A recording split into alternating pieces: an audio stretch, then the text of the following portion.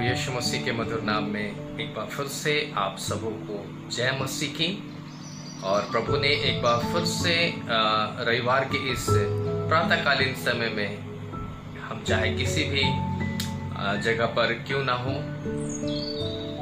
हम अपने जगहों पर YouTube के इस माध्यम से जुड़ करके प्रभु को हम धन्यवाद दे पा रहे हैं। और हम आपको प्रभु यीशु मसीह के नाम से एक बार फिर से स्वागत करते हैं कि उसने हम सबों को ये अवसर दिया कि हम एक साथ मिलकर के प्रभु की महिमा, स्तुति और बड़ाई करें। सो आइए हम अपने सरों को झुकाकर प्रभु की महिमा करेंगे, उसकी स्तुति, प्रशंसा और बड़ाई करेंगे और अपनी प्रार्थनाएं समर्पित करेंगे। सो आइए हम प्रार्थना में अपने सरों को झुकाएं।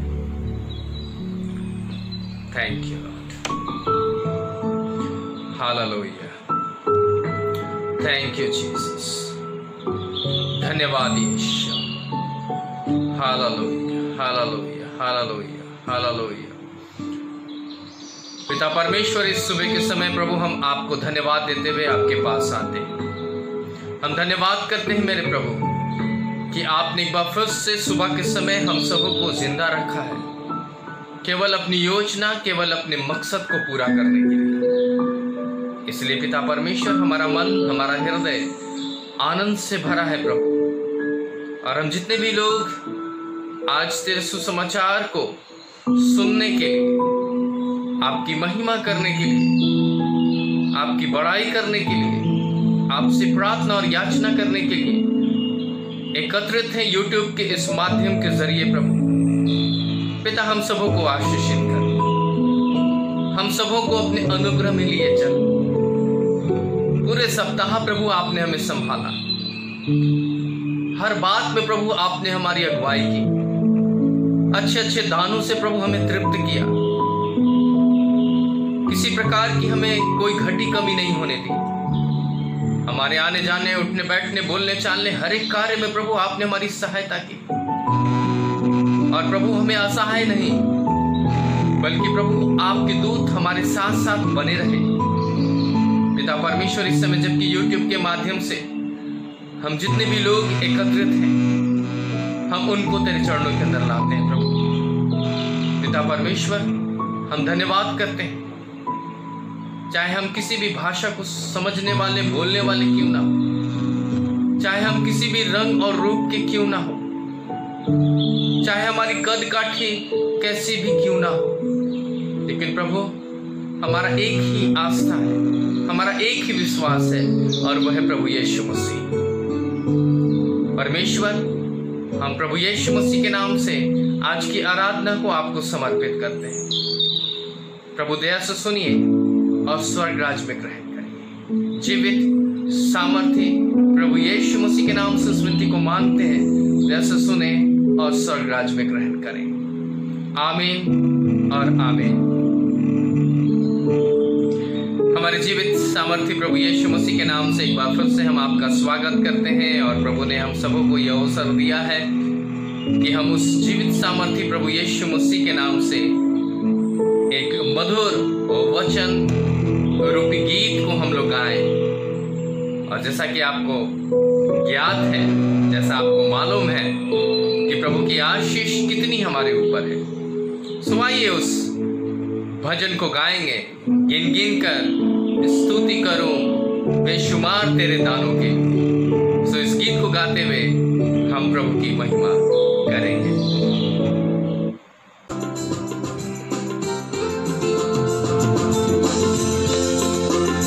स्तुति करूं बेशुमार तेरे दानों के लिए, अब तक तूने संभाला मुझे, अपनी बाहों में लिए हुए, अब तक तूने संभाला मुझे, अपनी बाहों में लिए हुए। गिन गिन के स्तुति करूं बेशुमार तेरे दानों के लिए, अब तक तूने संभाला मुझे, अपनी बात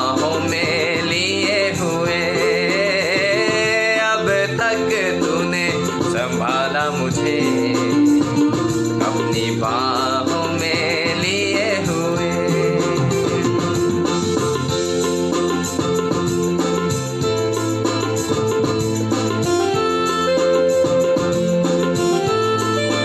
सच में प्रभु की आशीष को जब हम देखते हैं तो हम उंगलियों पर काउंट नहीं कर सकते, लेकिन प्रभु को हम कहें धन्यवाद यीशु।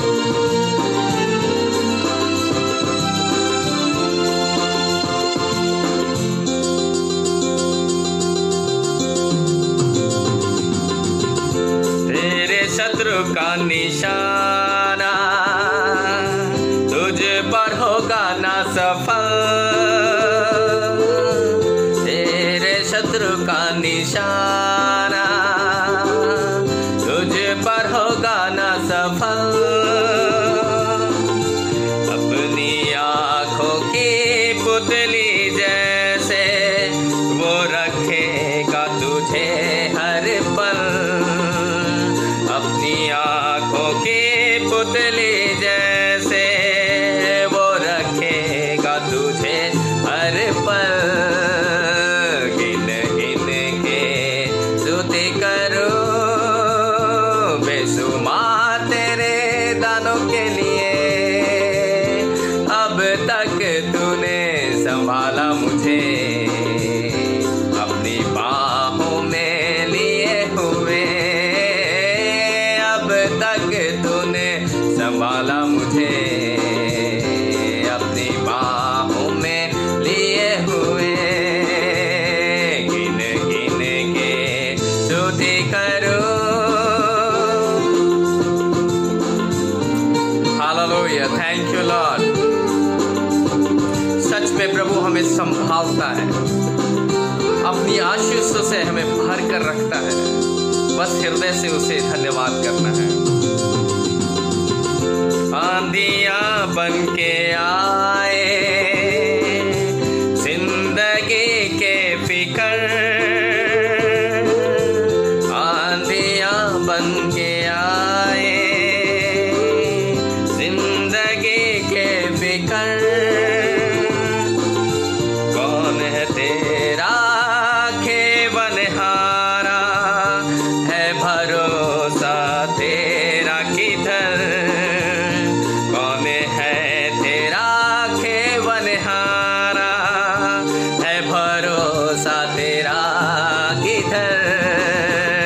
गिन गिन के स्तुति करो बेशुमार तेरे दानों के लिए, अब तक तूने संभाला मुझे अपनी बाहों में लिए हुए, अब तक तूने संभाला मुझे अपनी बाहों में लिए हुए।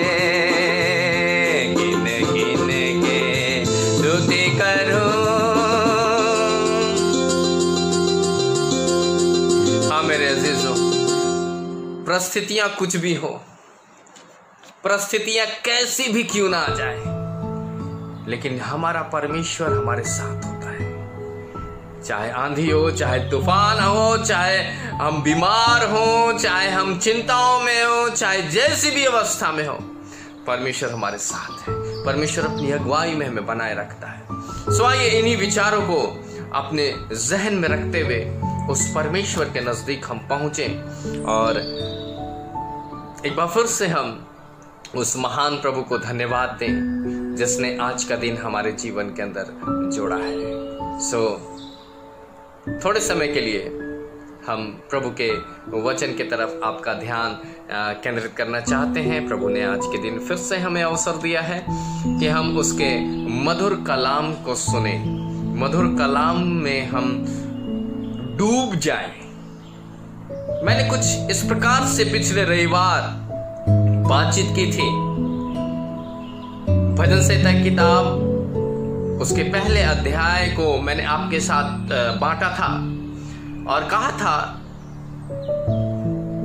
कि किस प्रकार से 3 बातें वहां पर हैं,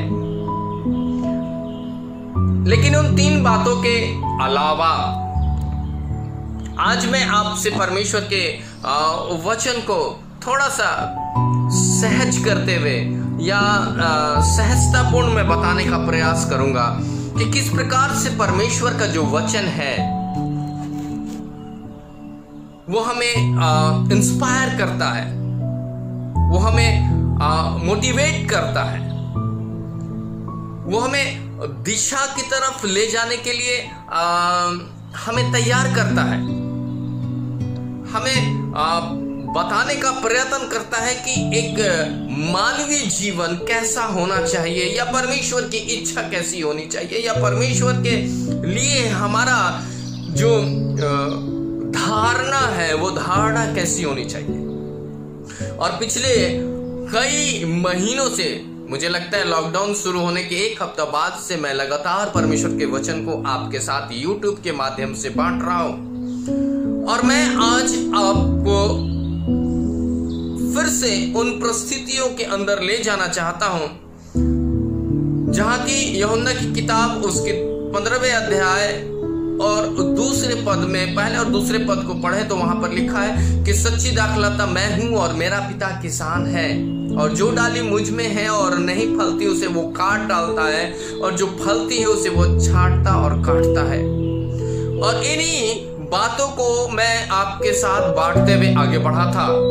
और फिर मैंने आपके साथ भजन संहिता की किताब उसका पहला अध्याय, भजन संहिता की किताब और उसका पहला अध्याय और पहले पद को मैंने आपके साथ बांटा था कि क्या ही धन्य है वो मनुष्य जो दुष्टों की सम्मति पर या युक्ति पर नहीं चलता, और न पापियों के मार्ग में खड़ा होता है, और न ठट्ठा करने वालों के बैठक में बैठता है।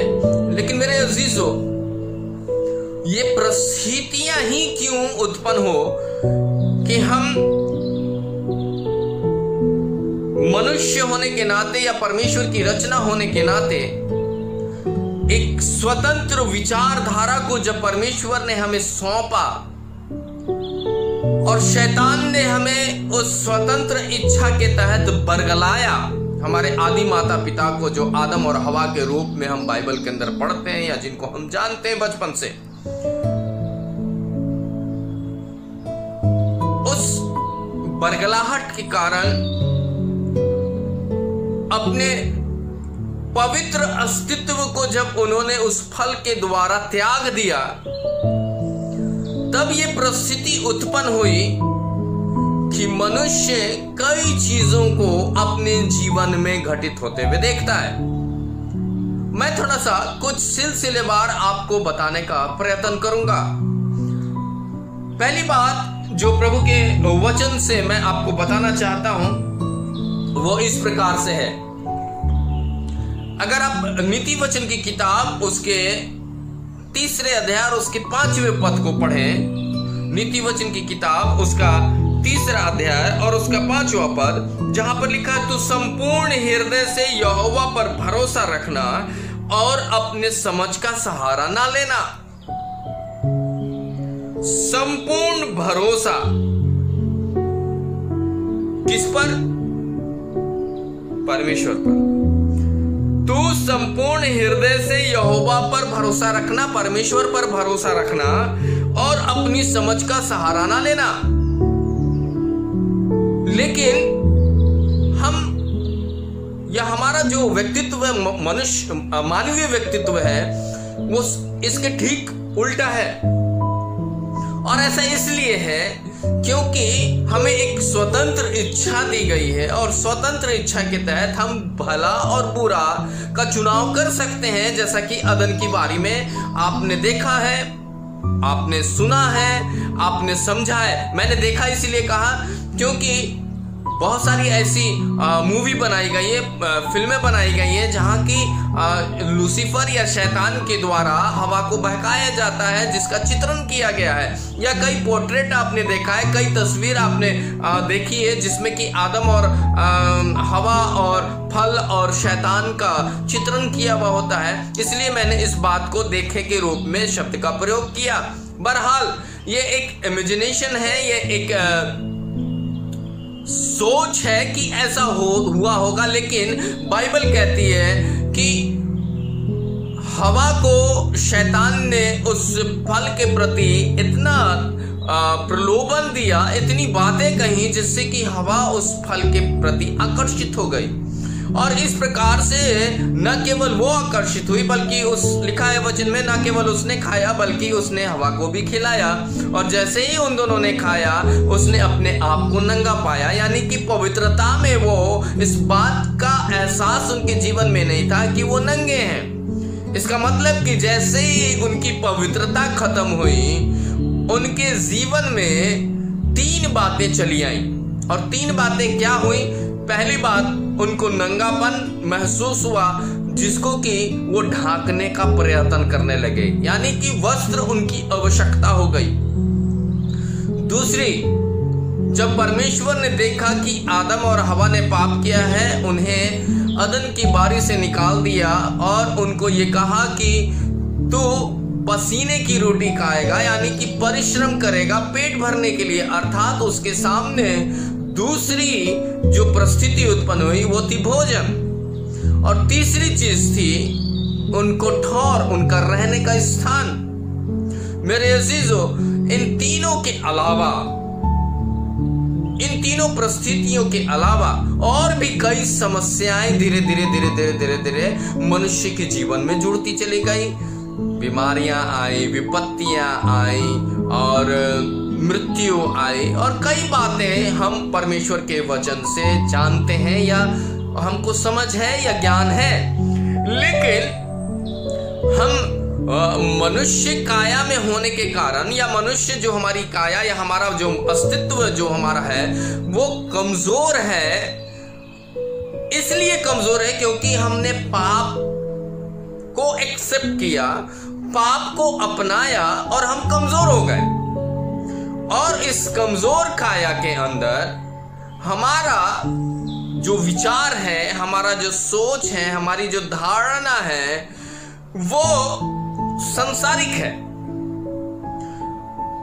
हम संसारिक जीवन के बारे में ज्यादा सोचते हैं और उसके प्रति ज्यादा ललायत भी होते हैं। मेरे अजीजों, कभी हम जीविका के बारे में ज्यादा सोचते हैं, कैसे हमारा उपार्जन होगा, कैसे हम अपने घर को चलाएंगे, कैसे हमारे बच्चे पढ़ेंगे, नाना प्रकार की जीविका से संबंधित हमारी बातें, कैसे हमें नौकरी मिलेगी, कैसे हम नौकरी करेंगे। अभी लॉकडाउन के अंदर आपको मैं बताना चाहूंगा, कई ऐसी संस्थान हैं, कई ऐसे नौकरी के जॉब हब्स हैं जहां पर कि लोगों की छटनी की जा रही है, अर्थात उनको नौकरी से निकाला जा रहा है और उनके लिए जीविका का एक समस्या उत्पन्न हो गई है। और वो जीविका के बारे में सोच रहे हैं कि अब कैसे होगा, किराया कैसे दिया जाएगा, बच्चे कैसे पढ़ेंगे, हमारा घर कैसे चलेगा, और इन सारी बातों के जद्दोजहद में है। मेरे अजीजों, मैं आपको आज एक बात क्लियर करना चाहता हूं कि अगर हम परमेश्वर से जुड़े हुए हैं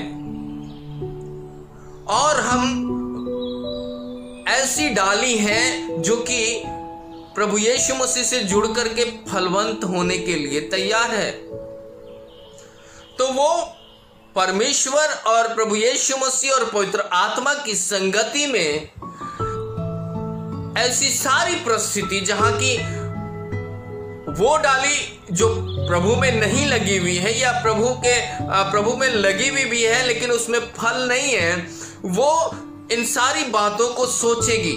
जैसा कि मैंने आपको बताया नीति वचन की किताब उसके 3 अध्याय और उसके 5वें पद में कि संपूर्ण भरोसा परमेश्वर पर रखना और अपनी समझ का सहारा ना लेना। लेकिन संसारिक अवस्था में जो प्रभु से नहीं लगे हुए हैं या प्रभु के प्रति प्रभु में अपना समर्पण नहीं रखे हुए हैं या जुड़े हुए तो हैं, क्रिश्चियन तो कहलाते हैं, लेकिन हमारा विश्वास संसारिक अवस्था में, संसारिक स्थिति में या संसारिक उन बाह्य अवस्था में ही पाया जाता है, जिससे कि हम ऐसी डाली के रूप में बन जाते हैं जो कि हरी भरी तो है लेकिन फल नहीं है। और इसी वजह से जब हमारे जीवन के अंदर ये सारी चिंताएं आती हैं तो हम ये बात भूल जाते हैं कि नीति वचन में कहा गया है कि संपूर्ण मन से परमेश्वर पर भरोसा रखना और अपने समझ का सहारा ना लेना। हम यहाँ पर चूक कर जाते हैं क्योंकि अभी तक हम परमेश्वर से जुड़े हुए तो हैं, हरे भरे तो दिखते हैं, लेकिन फल नहीं है, जिस कारण से अब फल आएगा कैसे?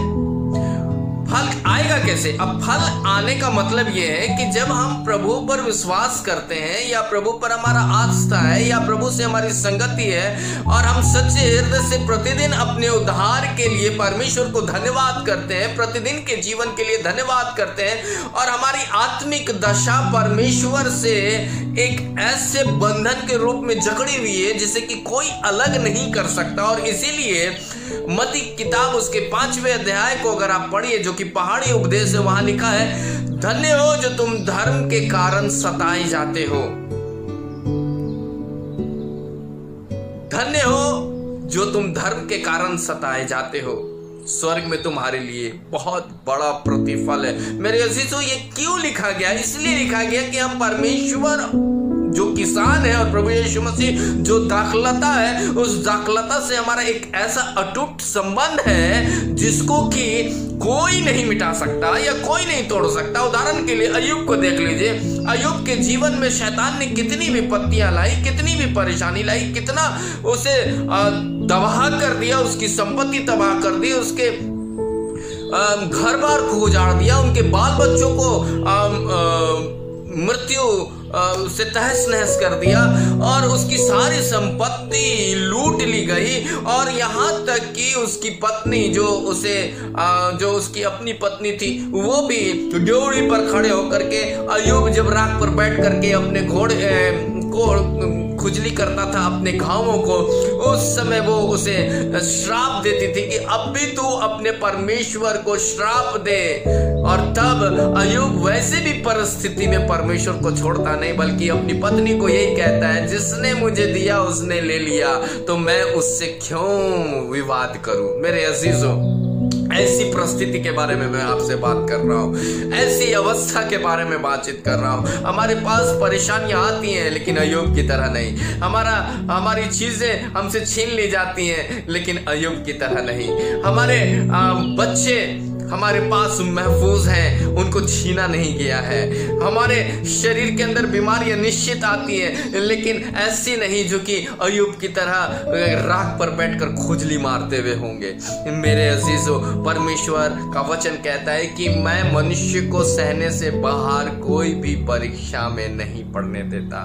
मेरे अजीजों, परमेश्वर हमें ऐसा कोई भी अवस्था में नहीं लाना चाहता जो कि परमेश्वर जानता है कि हम कमजोर हैं और कमजोर काया के अंदर परमेश्वर इस बात को महसूस करता है कि ये तो हमारे सामने घास के समान है, इसलिए इसको अगर मैं पीड़ा दूंगा, इसके सहने से बाहर मैं पीड़ा दूंगा तो ये मर जाएगा। मेरे अजीजों, परमेश्वर बड़ा ही दयालु है, परमेश्वर बड़ा ही प्रेम करने वाला है, परमेश्वर हम सबसे बेइंतहा मोहब्बत करता है। हमें एहसास करने की आवश्यकता है। और मैं आपसे बातचीत कर रहा था कि हम जीविका के बारे में जो परमेश्वर के वचन से नहीं लगे हुए या परमेश्वर के वचन का मनन नहीं करते हैं, कहीं ताक पर उनकी बाइबल गर्दा पढ़ते हुए रखी हुई है, उसे उठाकर पढ़ते भी नहीं है। ये तो बात की बात है। हम कई लोगों को ऐसे लोगों को भी जानते हैं जिनको प्रार्थना करने नहीं आता है, मसीह लेकिन प्रार्थना करना नहीं आता। और जब हम प्रार्थना करते हैं उनके लिए तो वो पूछते हैं, आप लोग लगातार ऐसे कैसे प्रार्थना करते हैं? उनके लिए ये बड़ा ही आश्चर्य की बात होती है, क्योंकि वो ऐसा प्रार्थना नहीं कर पाते। मैं उस समय बड़ा आनंदित होता हूँ कि प्रभु आपका धन्यवाद कि मुझे आपने प्रार्थना करने का सामर्थ्य दिया है, उस फल को दिया है जिससे कि मैं प्रार्थना प्रार्थना कर सकता हूँ। प्रभु मैं आपको धन्यवाद, उस समय मैं धन्यवाद देता हूँ जब मैं वचन का प्रचार करते रहता हूँ। प्रभु से मैं कहता हूँ प्रभु कई मसीह भाई बहन हैं जिनके पास बाइबल है और वो बाइबल को पढ़ सकते हैं, लेकिन प्रभु मैं आपको धन्यवाद देता हूँ कि वो बाइबल को नहीं पढ़ पा रहे हैं, लेकिन मैं पढ़ पा रहा हूँ। और मैं प्रभु को उस समय धन्यवाद देता हूँ जब मैं प्रचार करते होता हूँ, तब प्रभु को मैं कहता हूँ प्रभु मैं आपको धन्यवाद देता हूँ कि आपने मुझे वचन का ज्ञान दिया जिसको कि मैं समझ पा रहा हूँ। बहुत लोग बाइबल खोलते हैं, पढ़ते हैं, लेकिन समझ नहीं पाते हैं। और प्रभु को मैं उस समय धन्यवाद करता हूँ कि प्रभु मैं औरों की तरह नहीं, औरों की तरह हरा भरा नहीं, बल्कि परमेश्वर आपने मेरे अंदर फल डाला है जिससे कि मैं आपके प्रेम को समझ सकता हूँ। और मेरे अजीजों मैं आपसे यही प्रार्थना करता हूँ, मैं आपसे यही आग्रह करता हूँ, अगर आप परमेश्वर में बने हुए हैं तो आप भी परमेश्वर के प्रेम को समझ सकेंगे, आप भी परमेश्वर के अनुग्रह को समझ सकेंगे, आप भी परमेश्वर के प्रति अस्वस्थ रहेंगे, आप अपने जीवन के प्रति अस्वस्थ रहेंगे। क्योंकि बहुत सारे लोग अपनी जीविका के लिए आज चिंतित हैं और वो सोच रहे हैं कि मेरी जीविका कैसे चलेगी, मेरी आमदनी कैसे बढ़ेगी, मेरे परिवार का पालन पोषण कैसे होगा। लेकिन मेरे अजीजों हमारे और आपके लिए जो परमेश्वर की डाली के रूप में हम लोग लगे हैं और हमें काटा और छाटा जाता है जिसमें कि हम फल लाए, मेरे अजीजों पहला फल परमेश्वर हमें देता है, अपने वचन से हमें स्वस्थ करता है। उन लोगों की तरह नहीं जो जीविका के लिए सोच रहे हैं, बल्कि हमें उन लोगों के लिए उन परिस्थितियों के लिए परमेश्वर अस्वस्थ करता है जिसमें लिखा है पहले मेरे राज और धर्म की खोज करो तो दुनिया की तमाम अच्छी से अच्छी वस्तु मिल जाएगी। मेरे अजीजों लोग भाग रहे हैं, लोग भाग रहे हैं, लोग पीछा कर रहे हैं कि मुझे ये मिल जाए, मुझे वो मिल जाए, मेरी परिस्थिति अच्छी हो जाए, मैं जीविका मेरे जो नौकरी है उसके अंदर बहुत सारे पैसा कमाने का जरिया बन जाए। लेकिन मेरे अजीजों जो परमेश्वर और प्रभु यीशु मसीह और पवित्र आत्मा में जुड़े हुए हैं, लगे हुए हैं, उनके लिए परमेश्वर का वचन कहता है पहले मेरे राज और धर्म की खोज करो तो दुनिया की तमाम अच्छी से अच्छी वस्तुएं दे दी जाएंगी। और मेरे अजीजों अगर हम और आप जुड़े हुए हैं तो परमेश्वर हमको ऐसे ही आशीष देगा। हमको सोचने की जरूरत नहीं है कि हमारी जीविका कैसे चलेगी, क्योंकि परमेश्वर का वचन कहता है कौवों को देखो, खेत के पक्षियों को देखो, ना तो वो जोतते हैं, ना तो बोते हैं और ना वो सिंचाई करते हैं, लेकिन परमेश्वर यहोवा जो स्वर्ग में है उनको खाने के लिए देता है। और तुम तो परमेश्वर के दृष्टि में मूल्यवान हो, तुम तो परमेश्वर की दृष्टि में कीमती हो और परमेश्वर तुमको क्यों करके ना देगा। मेरे अजीजों अगर हम हरे भरे हैं और केवल हरे भरे डाली की तरह है तो निश्चित हमारे लिए ये सोचने का विषय है। लेकिन अगर हम फलवंत डाली की तरह हैं तो मेरे अजीजों परमेश्वर का वचन मत्ती किताब उसका 6 अध्याय और उसके 33 पद में कहता है कि पहले मेरे राज और धन की खोज करो तो दुनिया की तमाम अच्छी से अच्छी वस्तुएं दे दी जाएंगी।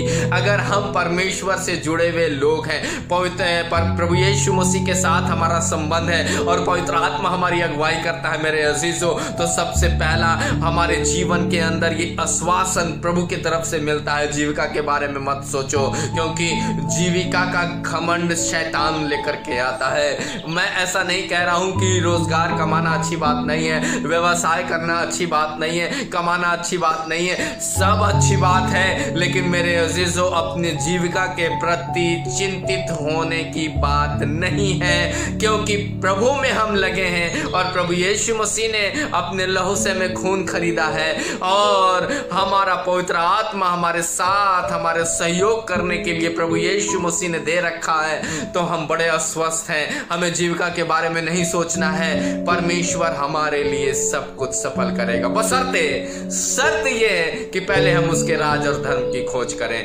मेरे अजीजों ध्यान से सुनिए, जो लोग केवल हरी ढाली हैं, जिनमें फल नहीं है, आप चिंतित जरूर होंगे अपनी जीविका के लिए। लेकिन जो ऐसी डाली हैं जो फल लाने वाली डाली हैं, वो कभी भी चिंता नहीं करेंगे, क्योंकि वो परमेश्वर के राज और धर्म की खोज में लगे रहेंगे और परमेश्वर स्वयं ही उनको सब कुछ दे देगा। दूसरी बात जो मेरे जहन में आई और वो दूसरी बात यह है, कभी कभी हम चिंता करते हैं और चिंता क्या करते हैं, हमारा चिंता का मुख्य विषय क्या है? हमारे चिंता का मुख्य विषय है, हो सकता है हम जितनी भी परिस्थितियां हमारे सामने हैं वो कई चीज़ों को, स्रोत को लेकर के हमारे पास आए, कई एक जरिया को लेकर के आए जिससे कि हम चिंतित हो जाए। हो सकता है हम अपने घर की आर्थिक दशा को लेकर के चिंतित हो जाएं। कई बार हो सकता है जहां हम काम कर रहे हो, जो हमारा कार्य क्षेत्र जहां है, हम उसके लिए चिंतित हो जाएं। कई बार हम हमारी चिंताएं हमारे बच्चों के प्रति हो, हमारे बच्चे कैसे अच्छे परवरिश की तरफ बढ़ेंगे, कैसे अच्छे ज्ञान की तरफ बढ़ेंगे, कैसे कई माता पिता ऐसे भी हैं जो जिनके बच्चे जवान हो चुके हैं, विवाह के योग्य हो चुके हैं, और उनके लिए ये चिंता है कि हम अपने बच्चों को कैसे एक अच्छा सुयोग वर और सुयोग बहू या कन्या उसके लिए उपाय करें। कई बार कई लोग ये भी सोचते हैं या चिंता में पड़ते हैं कि हम अपने जीवन के अंदर कैसे अच्छी बातों को महसूस कर सकते हैं। कई बार हम अपने घरों के अंदर पारिवारिक अशांति को लेकर के चिंतित होते हैं। कई बार हमारे जहन में चिंताओं का अंबार हो जाता है और हम इधर उधर ताकने लगते हैं। लेकिन परमेश्वर का वचन, नीति वचन को हमेशा याद रखिए मेरे अजीजों। मैं उनके लिए बार बार ये कह रहा हूँ, केवल हरी डाली मत बन कर के रहिए। हरी डाली के जीवन में प्रभु के वचन का कोई भी प्रभाव नहीं होगा। ध्यान रखिएगा, हरी डाली अगर बन के रहेंगे, केवल क्रिश्चियन बन के रहेंगे, तो हमारे जीवन में किसी प्रकार से भी परमेश्वर के वचन को कभी भी हम समझ नहीं सकेंगे। कभी भी परमेश्वर का वचन हमें अस्वस्थ नहीं कर सकेगा। लेकिन अगर हम दूसरी डाली की तरह, अर्थात उस डाली की तरह जो कि फल लाने वाला है, अगर वैसी डाली के रूप में बने रहेंगे तो वचन हमें जरूर अस्वस्थ करेगा। और मैंने आपको कहा नीति वचन की किताब उसके 3 अध्याय उसके 5वें पद में कि संपूर्ण भरोसा परमेश्वर पर रखना और अपने समझ का सहारा न लेना। जैसे ही चिंता आती है मेरे अजीजों, हरे भरे जो डाली है वो इस चिंता के अंदर दिखाई देते हैं, उस चिंता के अंदर पड़े हुए दिखाई देते हैं। लेकिन मेरे अजीजों, जो फल लाने वाली डाली है वो वचन उसको उत्साहित करती है, वो वचन उसको कहती है। अगर आप पहला पत्रस उसका 5वां अध्याय और उसके 6 और 7 पद को पढ़ें तो वहां लिखा है कि अपनी सारी चिंता उसी पर डाल दो क्योंकि उसको तुम्हारा ध्यान है। हालेलुया। परमेश्वर का वचन अस्वस्थ करता है उन डालियों को जो प्रभु में जुड़े हुए हैं, जो परमेश्वर जो कि स्वर्ग में सिंहासन पर बैठा हुआ उसकी चिंता कर रहा है, जो प्रभु यीशु मसीह जो कि उसके लिए मार्ग, सत्य और जीवन को तैयार करके रखा है, वो अनंत जीवन की तरफ वो डाली बढ़ रहा है फल लाने के साथ साथ। और पवित्र आत्मा उसको अगुवाई कर रहा है कि उसे कैसे डाली में किस तरह से फल को एक साथ एकत्रित करना है या लाना है, कैसे वो प्रभु के वचन को अपना आधार मान कर करके, कैसे वो प्रभु के वचन पर अपना विश्वास रख करके एक फलवंत दाखलता की तरह परमेश्वर के वचन पर अस्वस्थ हो जाए। मेरे अजीजों, मैं फिर से कहना चाहता हूं, ऐसी डाली मत बनिए जो कि केवल हरी भरी है, पर ऐसी डाली बनिए जिसमें कि परमेश्वर का वचन हमें बार बार अस्वस्थ करता है। अगर पहला पत्रस उसका 5वां अध्याय और 6 और 7 और पद को आप अपने घर के अंदर जरूर पढ़िएगा जब आप चिंता में हो, और वहां पर आपको परमेश्वर का वचन आपको जरूर अस्वस्थ करते हुए महसूस होंगे। आपको लगेगा कि नहीं, ये वचन मेरे लिए है, वचन मुझे तसल्ली दे रहा है, वचन मुझे कह रहा है कि अपनी चिंता से मुक्त हो जाओ। और वहां लिखा है कि अपनी सारी चिंता, चाहे घर की हो, चाहे बाहर की हो, चाहे आंतरिक हो, चाहे पारिवारिक हो, चाहे पत्नी की हो, चाहे बच्चे की हो, चाहे घर की हो, चाहे नौकरी की हो, सारी चिंता परमेश्वर का वचन कहता है कि अपनी सारी चिंता उसी पर डाल दो। दैट मीन्स कि उस परमेश्वर पर, उस प्रभु यीशु मसीह पर, उस पवित्र आत्मा के सहयोग से उस पर डाल दो। लिखा है कि उसको तुम्हारा ध्यान है। हालेलुया। उसको हमारा और आपका ध्यान है मेरे अजीजों। अगर केवल हम हरे भरे डाली की तरह होंगे, केवल हम बिना फल वाले होंगे, तो क्रिश्चियन बनना तो बड़ा आसान है, क्रिश्चियनिटी को ग्रहण करना बड़ा आसान है, लेकिन विश्वासी बनना बड़ा मुश्किल है। हमें विश्वास का एक प्रतिरूप बनना है, और उस विश्वास के प्रतिरूप में हम अपने आप को जब लाएंगे तो हम धीरे धीरे धीरे धीरे धीरे धीरे हमारे में फल आता चला जाएगा, और तब प्रभु का वचन हमें अस्वस्थ करता हुआ दिखेगा।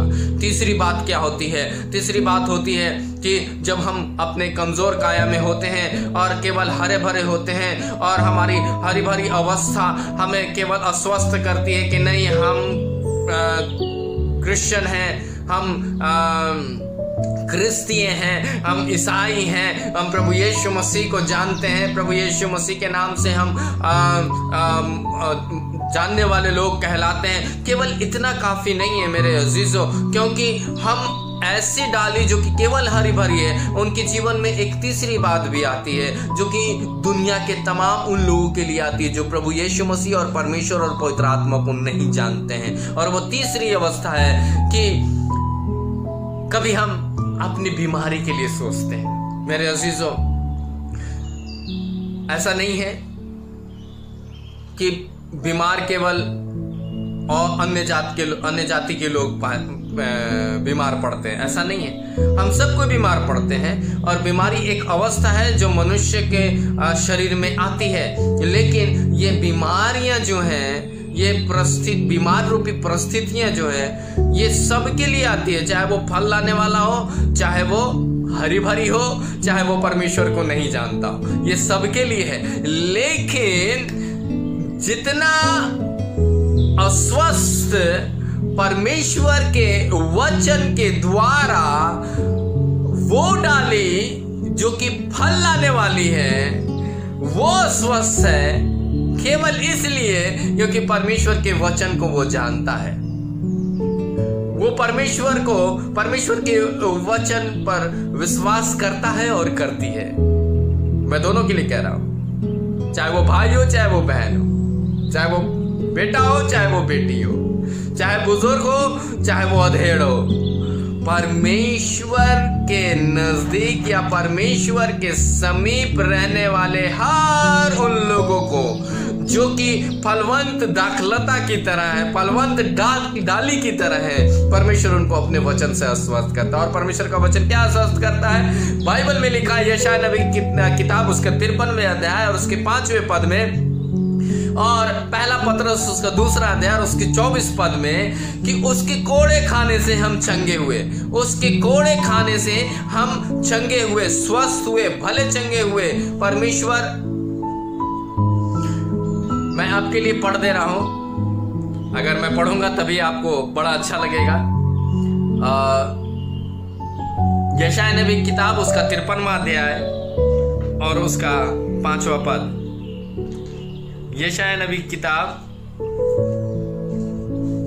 उसका 53वां अध्याय और उसका 5वां पद, जहां इस प्रकार से लिखा है, परंतु वह हमारे अपराधों के कारण बेधा गया, वह हमारे अधर्म के कामों के लिए कुचला गया, और हमारी ही शांति के लिए उस पर ताड़ना पड़ी, उसके कोड़े खाने से हम चंगे हुए। ये आश्वासन केवल उन्हीं के लिए है जो कि ये विश्वास करते हैं कि हम प्रभु में जुड़े हुए हैं और एक ऐसे बंधन से जुड़े हुए हैं जहां की प्रभु हमें अपने वचन से हमें शांति दे रहा है, अस्वस्थ कर रहा है।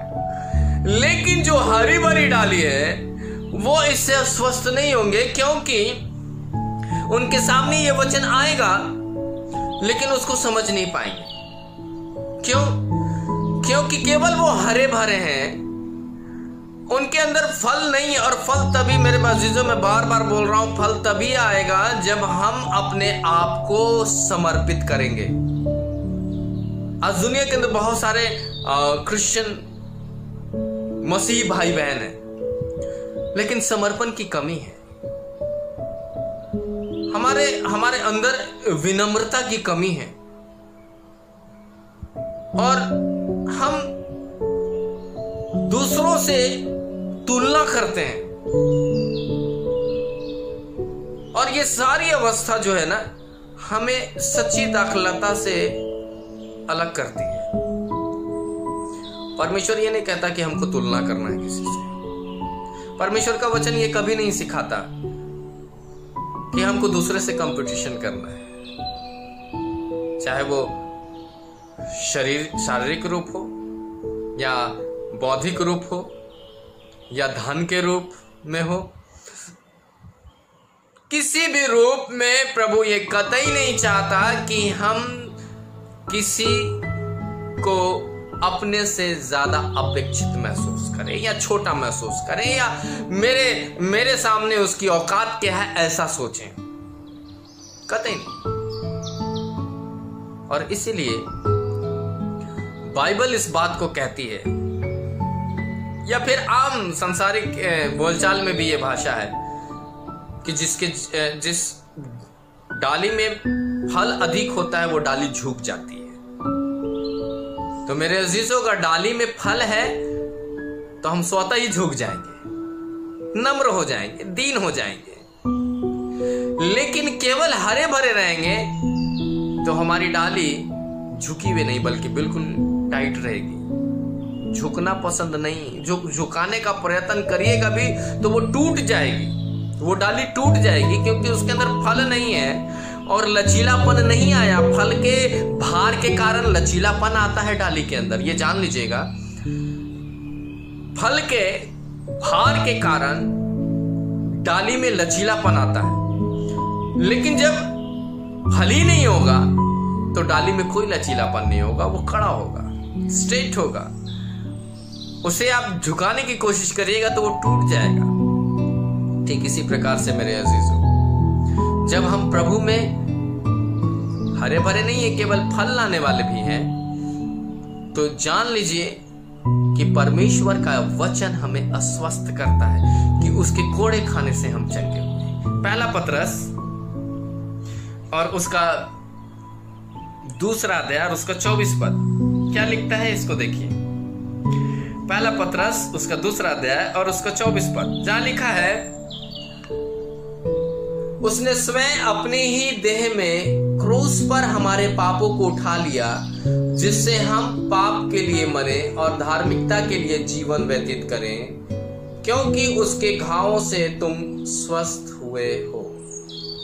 उसके घावों से जो प्रभु को ताड़ना पड़ी, जो प्रभु यीशु मसीह को ताड़ना पड़ी, जो कोड़े पड़े, जो उसने जिल्लत क्रूस के पहुंचने तक उसने महसूस किया, जो क्रूस पर लटकने के बाद भी उसके लिए उपहास किया गया, इन सारी अवस्था में परमेश्वर का वचन कहता है कि उसके कोड़े खाने से हम चंगे हुए।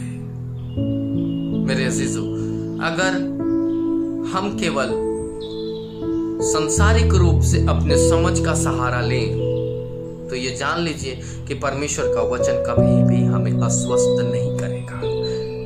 हम उन्हीं लोगों की तरह होंगे जो कि अन्य धर्म में पाए जाते हैं। हम उन्हीं की तरह होंगे जो हरे भरे तो हैं, मसीह हैं, क्रिश्चियन हैं, लेकिन फलवंत नहीं। फलवंत कहने का मतलब मेरे अजीजों ये नहीं है कि हमारे पास घोड़ा हो, गाड़ी हो, बंगला हो, बहुत पैसा हो, बहुत समृद्धि हो, 4 मकान हो, हमारे पास जीविका के उपार्जन के लिए बहुत पैसा हो। ये सारी चीजें नहीं, ये भौतिक चीजें जो कि खत्म हो जाएंगी। और बाइबल इसको स्पष्ट करता है कि धन है तो वो चोर चुरा के ले जाएगा। अगर बहुत हम बलशाली हैं, आपको लगता है कि हम बहुत बल है हमारे अंदर, तो बल भी जाती रहेगी। अगर हमको लगता है कि हम बहुत ज्ञानवान हैं, तो बाइबल कहती है कि ज्ञान है तो वो चला जाएगा। अगर हमको लगता है कि हमारे पास बहुत सारी धन संपत्ति है, तो मेरे अजीजों, ये धन संपत्ति लूट ली जाएगी या धाराशाही कर दी जाएगी। क्यों हम ऐसी परिस्थिति के अंदर इस बात को सोचें, घमंड करें? क्यों ना हम ऐसी डाली बन जाएं जिसमें कि फल हो? क्यों ना हम ऐसी डाली के लिए अपने आप को प्रेरित करें कि हम में फल आए?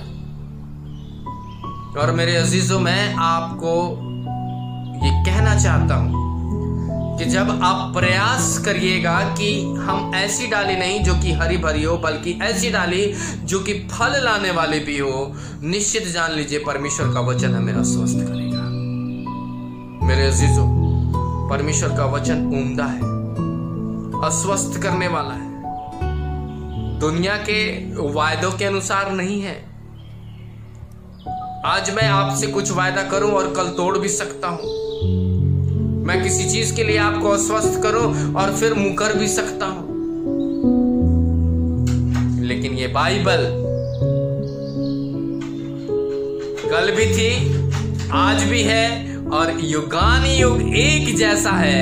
इसमें कोई तब्दीली नहीं आएगी। और ये वचन, प्रभु का वचन, हमें बार बार ऐसा करने से उत्साहित करता है।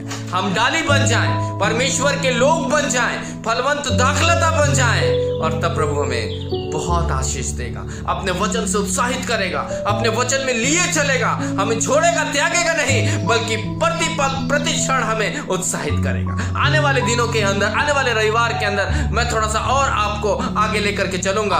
तब तक प्रभु आपको बहुत सारी आशीष दे, बहुत सारे फलों को बटोरने के लिए कुवत दे, बहुत सारे फलों को प्राप्त करने के लिए प्रभु आपको समझ दे, ज्ञान दे। प्रभु के वचन में लगे रहिए, प्रभु के वचन में तृप्त हो जाइए, प्रभु के स्वस्थ वचन को पाने के लिए ललायित रहिए और बहुत सारे फलों को लाकर प्रभु को धन्यवाद दीजिए। प्रभु आप सबको आशीष दे, आप प्रभु में बढ़े, प्रभु में मगन हो, प्रभु में आनंदित हो। आइए हम प्रार्थना करेंगे।